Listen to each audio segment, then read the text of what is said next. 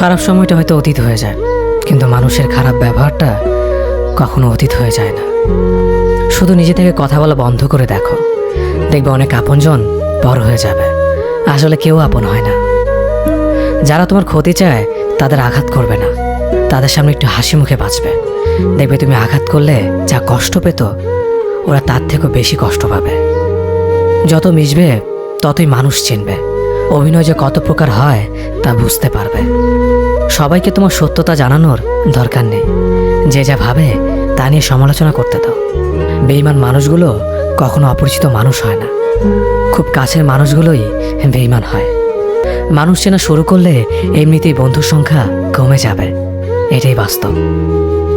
3টি কথা মনে রাখবেন: যে তোমাকে সাহায্য করে তাকে কখনো ভুলে যেও না, যে তোমাকে ভালোবাসে তাকে কখনো ঘৃণা করো না, যে তোমাকে বিশ্বাস করে তাকে কখনো ঠকিও না। ধোঁকা একজনেই দেয়, কিন্তু বিশ্বাস সবার উপর থেকে উঠে যায়।